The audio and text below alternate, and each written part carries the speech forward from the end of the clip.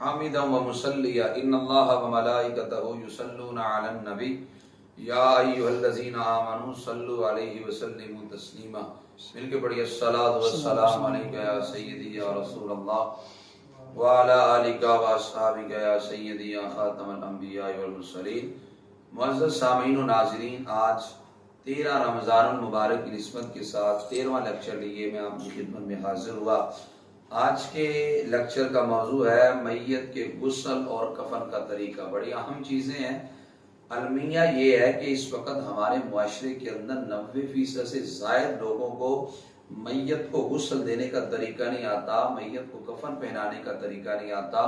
جب وہ دنیا سے چلے جاتا ہے ان کا والد یا بھائی یا اور کوئی قریبی رشتہ دار تو وہ پریشان ہوتے ہیں، ڈھونڈتے پھرتے ہیں کوئی ایسا بندہ مل جائے جو آ کر میرے والد کو، بھائی کو، چچا کو غسل دے دے، کفن کا طریقہ بتلا دے. اور حالانکہ آگے چل کر ہم بات بھی کریں گے کہ سب سے زیادہ جو حقدار ہے میت کو غسل دینے کا، اگر باپ چلا گیا تو بیٹا ہے، بیٹا چلا گیا تو باپ ہے. جو قریبی رشتہ دار ہیں وہ زیادہ حقدار ہیں. اس وجہ سے ان مسائل کا سیکھنا اشد ضروری ہے. چند حدیث بات کرنے سے پہلے آپ کی خدمت میں عرض کروں گا. ابن ماجہ کی حدیث ہے، حضرت عبداللہ بن عمر رضی اللہ تعالیٰ عنہ فرماتے ہیں کہ رسول کریم صلی اللہ علیہ وسلم نے ارشاد فرمایا. حضرت عبداللہ بن عمر کہتے ہیں حضور نے مجھے کندھے سے پکڑا اور پکڑ کر ارشاد فرمایا، یا عبداللہ کن فی الدنیا کانک غریب، دنیا میں ایسے رہو جیسے تم مسافر ہے، او کانک عابر سبیل، یوں دنیا میں رہو جیسے تم راہ گیر ہو. کہ جو مسافر ہوتا ہے راستے پہ جا رہا ہوتا ہے کبھی راستے میں نہیں بیٹھ جاتا بلکہ کوشش ہوتی ہے میں جلد از جلد منزل پہ پہنچوں. اور تیسرا حضور علیہ السلام فرمانے لگے وَعُدَّ نَفْسَكَ مِنْ أَهْلِ الْقُبُورِ، اپنے آپ کو قبر والوں میں شمار کر، یعنی قریب قبروں میں چلے جانا ہے. دوسری حدیث پاک، موت کی تمنا کرنا یہ دنیاوی مشکلات سے تنگ آ کر کرنا جائز نہیں ہے. جامع ترمذی کی روایت ہے، حضرت انس بن مالک رضی اللہ تعالیٰ عنہ روایت کرتے ہیں رسول کریم صلی اللہ علیہ وسلم نے ارشاد فرمایا، لا یتمنین احدکم الموت من در اصابہ، اگر کوئی تکلیف پہنچے تو اس کی وجہ سے تم میں سے کوئی بندہ موت کی تمنا نہ کرے.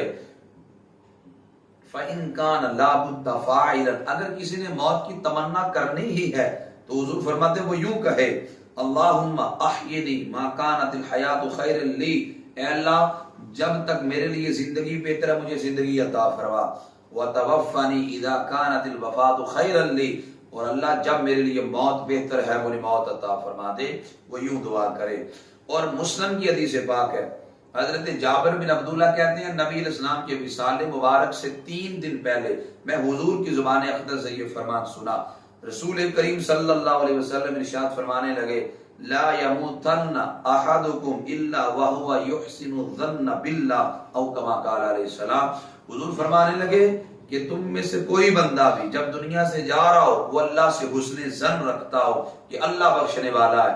ایک انصاری قریب الموت تھا، رسول کریم صلی اللہ علیہ وسلم اس کے پاس تشریف لے گئے. نبی علیہ السلام فرمانے لگے تو اپنے نفس کو کیسا پاتا ہے؟ عرض کیا آقا اللہ کی رحمت کی امید بھی ہے، اپنے گناہوں کا خوف بھی ہے. حضور فرمانے لگے جس بندے کے اندر یہ دونوں چیزیں پائی جائیں، یعنی خوف بھی اور امید بھی، حضور فرمانے لگے مرنے کے بعد اللہ اسے وہ چیز دے گا جس کی امید کرتا ہے اور اللہ اس سے بچا لے گا جس کا وہ خوف رکھتا ہے. تو یہ، اور پھر 5واں فرمان میرے رسول کریم صلی اللہ علیہ وسلم کا یوں ہے، حضور فرمانے لگے من کان آخر قولہ لا الہ الا اللہ دخل الجنہ. حضور فرماتے جس کا آخری کلمہ زبان پر کلمہ طیبہ جاری ہو، یعنی جب روح نکل رہی تھی وہ کلمہ طیبہ پڑھ رہا تھا، حضور فرماتے ہیں جو اس حال میں اپنی روح اللہ کے حوالے کرے، فرمایا یقین کر لو اللہ ضرور اپنے فضل سے اسے جنتی عطا فرمائے گا. اور پھر جب موت آئے تو یاد رکھیں جب موت کا وقت قریب آ جائے تو دائیں کروٹ پہ میت کو، جو کہ دنیا سے جانے والا ہے، جو شخص ہے جو قریب المرگ ہے، دائیں کروٹ پہ لٹا کے اس کا جو منہ ہے وہ قبلہ کی جانب کر دے اور اس وقت اس کے قریب اسے کلمے کی تلقین کرے، اشہد ان لا الہ الا اللہ و اشہد ان محمد رسول اللہ صلی اللہ علیہ وسلم. اسے کلمے کی تلقین کرے. تلقین کا یہ مطلب نہیں ہے کہ اسے کہیں تو کلمہ پڑھ، نہ اسے کہیں نہ، اس لیے کہ اگر اسے کہا گیا کلمہ پڑھ اور اس نے زبان سے معاذ اللہ انکار کر دیا وہ تو ایمان جانے کا خدشہ ہے. اس وجہ سے اس کے قریب کلمہ طیبہ کا خود ورد کیا جائے، اللہ نے چاہا اس کی زبان پہ بھی جاری ہو جائے گا. اور یہ جو تلقین ہے کوئی متقی کرے، پرہیزگار کرے. اور میت یعنی جو بندہ قریب المرگ ہے، دنیا سے جا رہا ہے، اس کے قریب کوئی برا جملہ نہ بولے، اس لیے کہ اس وقت قریب جو بھی بات کی جاتی ہے فرشتے اس پہ آمین کہتے ہیں، کوئی برا جملہ نہ بولا جائے. اور اگر جو دنیا سے جا رہا ہے، جو بندہ قریب المرگ ہے، نزع کی کیفیت طاری ہے، اور اگر اس کے اندر مشکلات اگر آپ دیکھتے ہیں کہ جان نکل میں مشکلات آ رہی ہیں، آپ وہاں پہ سورہ یاسین کی تلاوت کریں، سورہ رات کی تلاوت کریں تو اللہ اپنے فضل کے صدقے آسانیاں پیدا فرمائے گا. اور یوں ہی موت کے وقت حیض و نفاس والی عورتیں بھی قریب آ سکتی ہیں، لیکن جن عورتوں کا حیض و نفاس کا خون آنا منقطع ہو گیا ہو، خون آنا بند ہو گیا ہو اور ابھی تک انہوں نے غسل نہ کیا ہو، وہ قریب المرگ شخص کے قریب نہ آئے. اور اسی طرح جو جنبی ہے یعنی جس پر غسل فرض ہے وہ بھی جو ہے وہ قریب المرگ شخص کے پاس نہ آئے. اور اسی طرح جب روح نکل جائے اس وقت ایک بڑی پٹی لے کر یوں جبڑے کے نیچے سے لے کر اور یوں سر کے اوپر سے باندھ دیں تاکہ جو میت کا منہ ہے وہ کھلا کا کھلا نہ رہ جائے، اور یوں ہی آنکھیں بند کر دی جائیں. اس لیے ایک حدیث پاک میں آتا ہے جب روح قبض کی جاتی ہے تو آنکھیں روح کا پیچھا کرتی ہیں، اس وجہ سے وہ آنکھیں اوپر کو دیکھ رہی ہوتی ہیں. تو اس وجہ سے جب روح نکل جائے تو فوری طور پر آنکھیں بند کر دی جائیں. اور یوں ہی جو ہاتھ ہیں یوں ان کو کروٹوں میں رکھ دیا جائے، اس لیے کہ بعض کا ہاتھ بھی اکڑ جاتے ہیں تو بات کے اندر سیدھا کرنا ان کے لیے مشکل ہو جاتا ہے. یوں ہاتھوں کو سیدھا کر دیں اور پٹی باندھ دیں تاکہ منہ بھی بند ہو جائے اور آنکھوں کو بھی بند کر دیا جائے.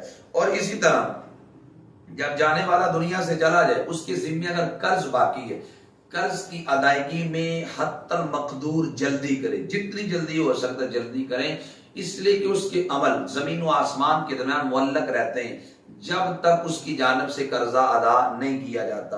اور میت کو آگے آپ بیان کریں گے نہلانے کا طریقہ کہ میت کو غسل دینے کا طریقہ کار کیا ہے. میت کو یاد رکھیں جو غسل دینا ہے وہ فرض کفایہ ہے، یعنی کچھ لوگوں نے بھی اگر غسل دے دیا تو باقی بری ذمہ ہے، اگر کسی نے نہ دیا تو پھر سارے گنہگار ہوں گے. اب غسل دینے کا طریقہ کار یہ ہے کہ سب سے پہلے جو تختہ ہے آپ نے اس تختے کو اچھی طرح دھو لینا ہے. تختے کو اچھی طرح دھو لینے کے بعد آپ نے میت کو لا کے جو نا وہ تختے کے اوپر رکھ دینا ہے. ہم آپ کو پریکٹیکل یہ بتائیں گے تاکہ آپ کے ذہنوں میں یہ بات محفوظ ہو جائے اور اس مسئلے کو سمجھنا آپ لوگوں کے لیے آسان ہو جائے. یوں آپ نے سب سے پہلے یہ یوں سمجھیے میرے سامنے تختہ پڑا ہے، یوں تختے کے اوپر لا کر آپ نے یوں میت کو لٹا لینا ہے. جب میت کو آپ نے لٹا لینا ہے تو اس کے بعد آپ نے چونکہ اس کے کپڑے اتارنے ہیں، لیکن سب سے پہلے کپڑے اتارنے سے بھی پہلے آپ نے میت کے اوپر یہ ایک بڑا کپڑا ڈال لینا ہے، کم از کم اس کا سطر چھپ جائے. سطر سے مراد یہ ہے یعنی ناف سے لے کر گھٹنوں سمیت، کیونکہ گھٹنے بھی سطر کے اندر شامل ہے، گھٹنے سمیت آپ نے کپڑا ڈال لینا ہے کہ اس پر جو نا وہ کسی کی نظر نہ پڑے. یوں آپ نے جب اس پہ کپڑا ڈال لینا ہے تو یوں آپ نے ہاتھ ڈال کر نیچے سے اس کا نالا کھول دینا ہے اور یوں آپ نے یہاں سے اس کی جو شلوار ہے وہ کھینچ لینی ہے.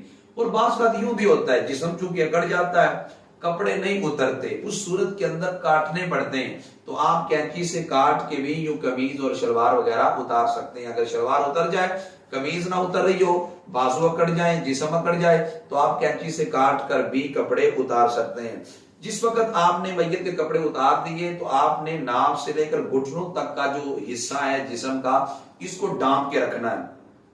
سب سے پہلا کام جو آپ نے کروانا ہے وہ آپ نے میت کو استنجا کروانا ہے. استنجا کروانے کا طریقہ کار یہ ہے کہ جو میت کا پیٹ ہوتا ہے آپ نے اس پیٹ کو تھوڑا سا ملنا ہے. یوں پیٹ کو ملنا ہے اور ملنے کے بعد آپ نے اپنے بائیں ہاتھ کے اوپر دستانہ چڑھا لینا ہے اور یہ آپ کو کفن کے اندر ہی ملے گا، آپ کو الگ لینے کی ضرورت اور حاجت نہیں ہے. آپ نے جب 2-3 دفعہ اس کو یوں ملنا ہے اور ملنے کے بعد یوں آپ نے تھوڑا سا چاہے میت کو سہارا دے کر اوپر کر لیں اور یہاں سے پیٹ کو نیچے کی جانب آپ نے دبانا ہے. جب نیچے کی جانب دبانا ہے تو آپ نے جو ہے وہ تھوڑا سا پانی بھی لگا لینا ہے اور یوں آپ نے اپنے بائیں ہاتھ کے اوپر اس کو گلوز وغیرہ کو، گلوز ہوں یا کپڑے کے ہوں، آپ نے ان کو چڑھا لینا ہے، اور چڑھانے کے بعد آپ نے اس کو جو ہے نا وہ استنجا کروانا ہے، یعنی جو نجاست وغیرہ نکلتی ہے آپ نے اس نجاست وغیرہ کو یوں نیچے سے صاف کر لینا ہے۔ یوں آپ نے دیکھنا چونکہ نہیں ہے، اوپر کپڑا ہوگا، نیچے سے ہاتھ ڈال کے آپ نے اس کو صاف کر لینا ہے اور پانی بہا دینا ہے۔ اگر تھوڑی سی ٹانگ اٹھانے کی ضرورت پڑے تو ٹانگ اٹھا کر آپ نیچے پانی بھی لگا لے اور نیچے سے صاف بھی کر لے۔ چونکہ یہ جو گلوز وغیرہ ہوتے ہیں، دستانے ہوتے ہیں، یہ آپ کو کفن کے اندر ہی 3 دیے جاتے ہیں، تو آپ نے حسب ضرورت 2 ہو 3 ہو 3 دفعہ کرا لے، تاکہ 3 دفعہ جو سنت ہے وہ ادائیگی ہو جائے۔ یوں آپ نے 3 دفعہ میت کو سب سے پہلے استنجا کروا لینا ہے۔ استنجا کروانے کے بعد آپ نے پھر میت کو نماز جیسا وضو کروانا ہے۔ وضو کے اندر کوشش کریں کہ نماز کے فرائض ہی، وضو کے جو فرائض ہیں وہ وضو کے فرائض آپ اسے ادا کر لیں۔ وضو کے 4 فرض ہیں۔ سب سے پہلے جو ہے وہ چہرہ آپ نے دھونا ہے۔ چہرہ جب آپ دھو لیں، چہرہ دھونے کے بعد پھر آپ نے کوہنیوں سمیت بازوؤں کو دھونا۔ کوہنیوں سمیت بازو دھونے کے بعد پھر آپ نے سر کا مسح کرنا ہے۔ سر کا مسح کرنے کے بعد آپ نے پاؤں کو دھو لینا ہے۔ پہلے دایاں پاؤں دھو لیں، پھر بایاں پاؤں دھو لیں۔ اور کلی وغیرہ کا معاملہ رہا، روئی وغیرہ ساتھ ہوتی ہے یا کپڑا وغیرہ ہوتا ہے، آپ اس کو گیلا کر کے یوں منہ کے اندر آپ جو ہوتے ہیں دانت وغیرہ اس پہ مار لیں، اور اسی طرح ناک کے جو نتھنے ہوتے ہیں آپ اس کے اندر وہ تر جو نا وہ داخل کر لیں، تاکہ جو اندر کے بال وغیرہ ہیں وہ تر ہو جائیں۔ جب آپ نے وضو کروا لینا ہے، وضو کروانے کے بعد پھر آپ نے جو نا وہ سر وغیرہ کو صابن وغیرہ اگر ہے اویلیبل تو آپ صابن وغیرہ لگا لیں۔ پھر آپ نے کام کیا کرنا ہے، میت کو بائیں کروٹ پہ آپ نے لٹا لینا ہے۔ میت کی جو بائیں کروٹ ہے یوں آپ نے یوں اس کو الٹا کرنے کے لیے آپ نے تھوڑا سا اس کا کپڑا یہاں پہ کر لینا ہے، تاکہ پیچھے سے جو نا وہ سطر ننگا وغیرہ نہ ہو، اور آپ نے اس کو میت کو یوں بائیں کروٹ پہ لٹا لینا ہے۔ بائیں کروٹ پہ جب لٹائیں گے تو اس کا دایاں حصہ اوپر ہو جائے گا۔ جب دایاں حصہ اوپر ہو جائے گا تو آپ نے یہاں سے اس کو پانی پاؤں تک اوپر لگانا ہے۔ پانی اتنا پانی آپ نے اس کے اوپر بہانا ہے کہ وہ نیچے تختے تک پانی بہ جائے، اور صابن اگر اویلیبل ہے تو آپ اس کو صابن لگا کر اچھی طرح نیچے کپڑے کے نیچے کوئی پائپ وغیرہ کر کے یا کسی برتن کے اندر پانی ہے تو وہ نیچے سے پانی بہا لیں، اور یوں آپ ہاتھ وغیرہ بھی نیچے سے لگا سکتے ہیں۔ تو یوں آپ نے سر سے لے کر پاؤں تک 3 بار کم از کم پانی بہانا ہے اچھی طرح، کہ تمام جو اعضاء ہیں وہ تمام جو بال ہیں وہ سارے کے سارے تر ہو جائیں۔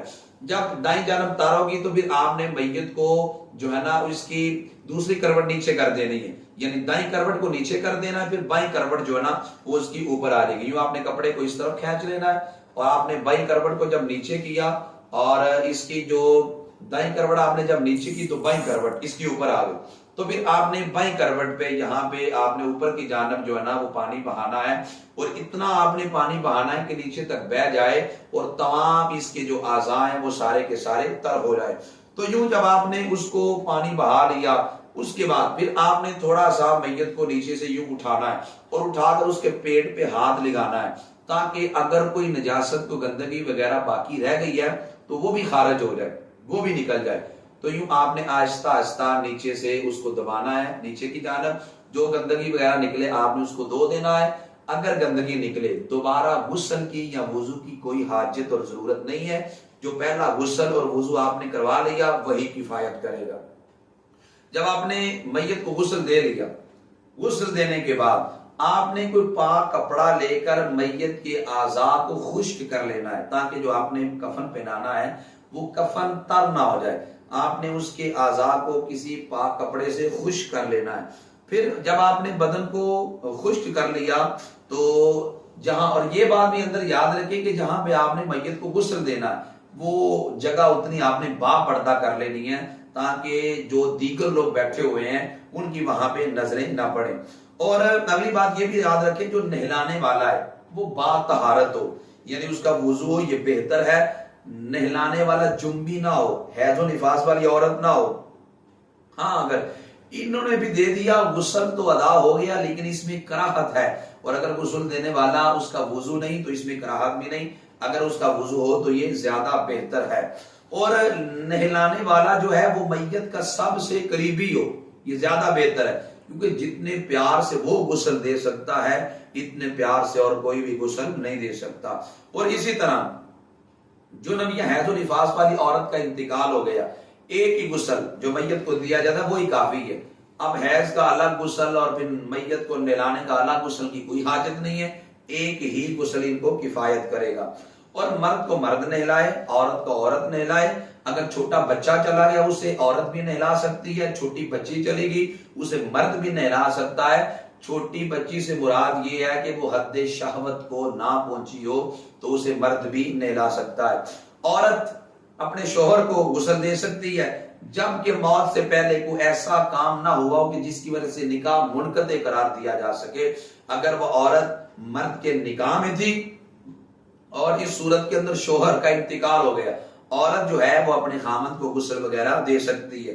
لیکن اگر عورت دنیا سے چلی جائے، چونکہ مرد جب دنیا سے جاتا ہے عورت اس کے نکاح میں ہوتی ہے، کیونکہ عدت میں ہے، 4 ماہ 10 دن تک اس بیوہ کی عدت ہے، گویا وہ اس کے نکاح میں، وہ اسے غسل دے سکتی ہے. لیکن جس وقت اگر عورت دنیا سے چلی جائے تو عورت کے دنیا سے جاتے ہی جو رشتہ ازدواج ہے دنیاوی اعتبار سے وہ منقطع ہو جاتا ہے. اس وجہ سے اگر عورت دنیا سے چلی جائے تو شوہر نہ اسے نہلا سکتا ہے نہ چھو سکتا ہے. ہاں دیکھنے کے اندر یعنی چہرہ وغیرہ دیکھنے میں ممانعت نہیں ہے.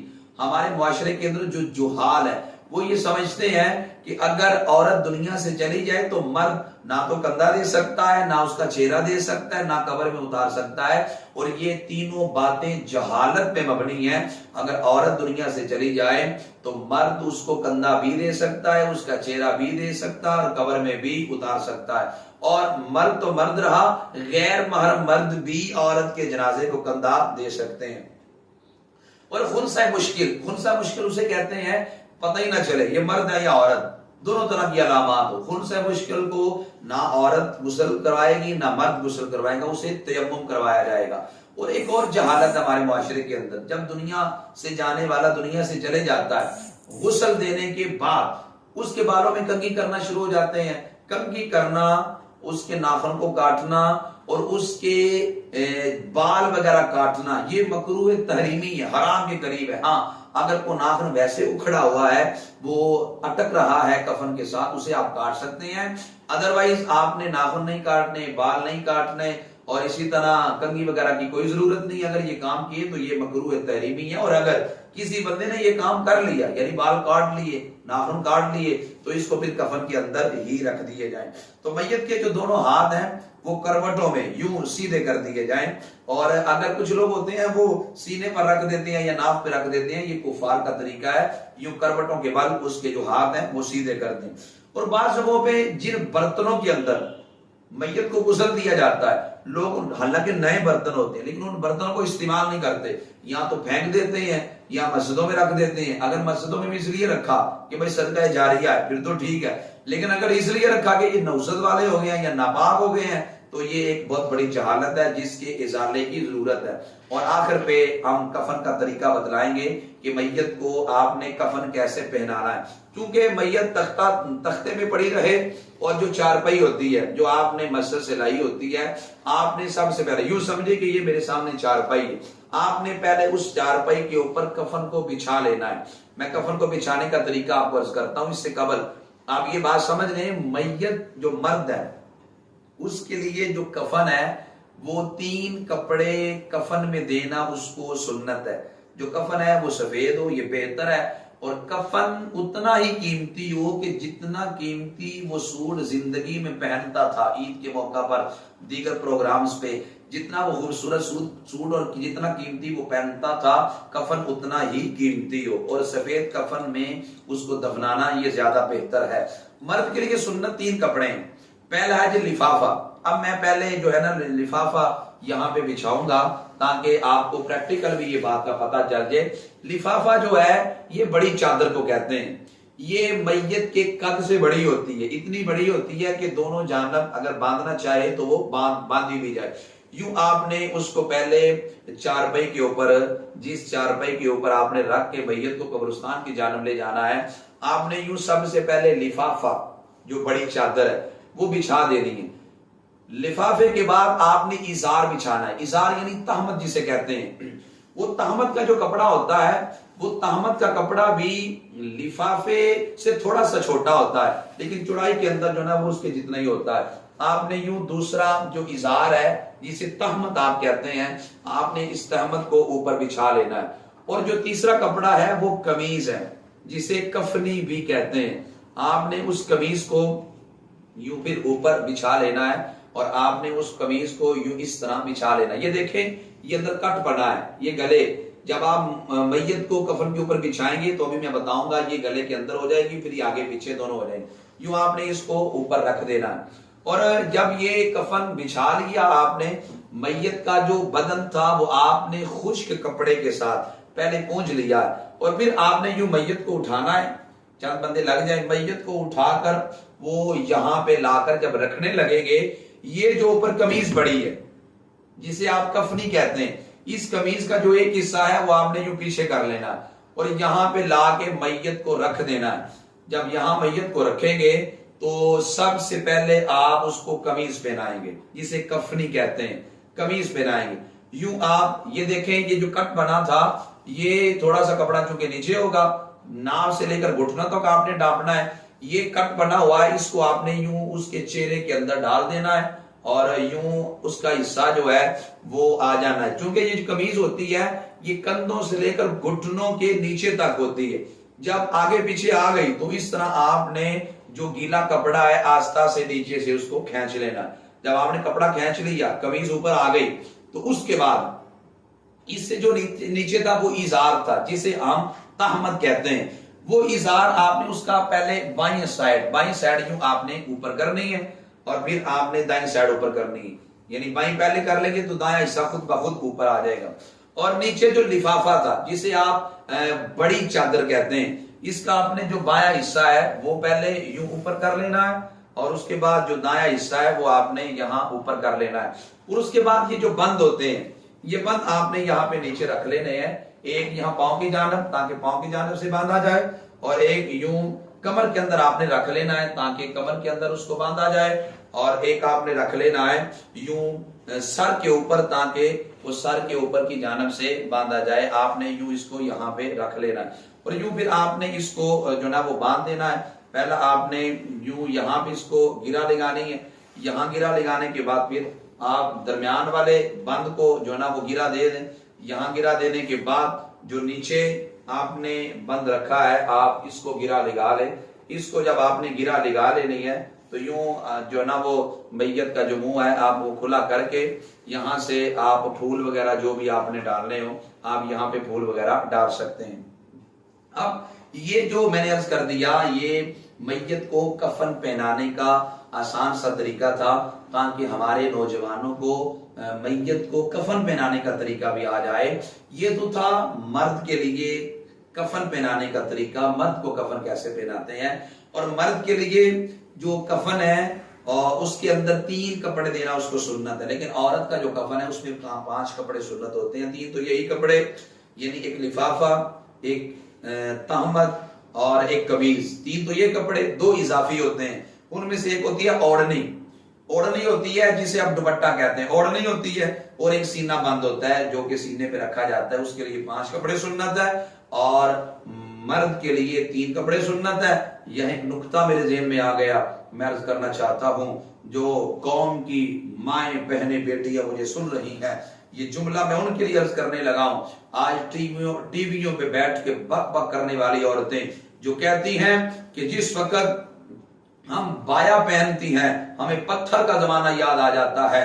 عورت اگر ایک کپڑا ایک بایا تو برداشت نہیں کرے گی تو مرنے کے بعد 5 کپڑے کیسے برداشت کر سکے گی. اور جو عورتیں زندگی کے اندر بایا ایک کپڑا برداشت کرتی ہیں مرنے کے بعد 5 کپڑوں میں رہنے کی بھی اللہ انہیں ہمت عطا فرما دیتا ہے. پھر قبر میں جب جاتی ہیں تو دل کو قرار اور سکون ہوتا ہے.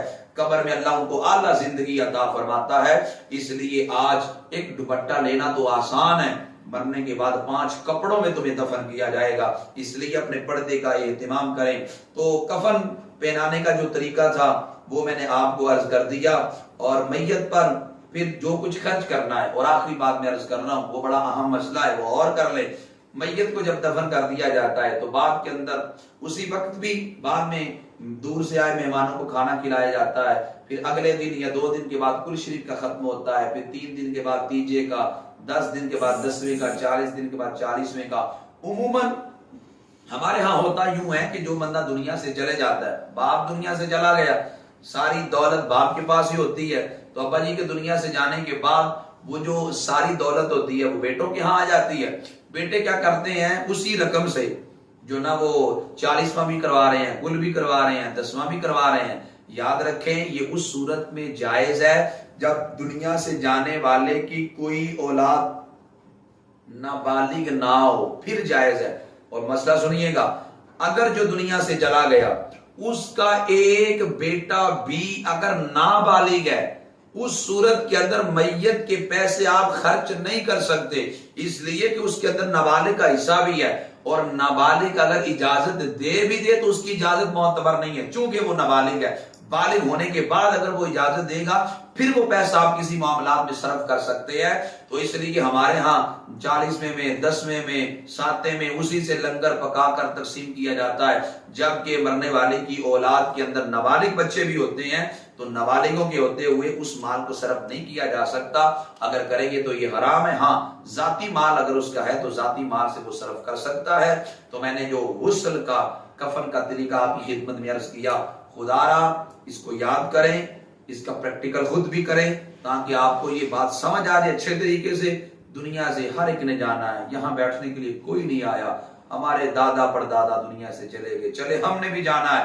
کم از کم جو دنیا سے جائیں ہم غسل دینے کے خود قابل ہوں، انہیں کفن پہنانے کے خود قابل ہوں، انہیں جنازہ پڑھانے کے خود قابل ہوں۔ اور میں تو اکثر کہتا ہوں جتنی محبت کے ساتھ والدین کا جنازہ بیٹا پڑھا سکتا ہے، کائنات میں اتنی خوبصورتی سے کوئی نہیں پڑھا سکتا۔ اس لیے یہ قریبیوں کا حق ہے، وہی ادا کرے تو اس میں دین کی خوبصورتی ہے۔ دعا کرتا ہوں اللہ مجھے اور آپ کو توفیق عمل عطا فرمائے۔ وما علیہ الا البلاغ المبین۔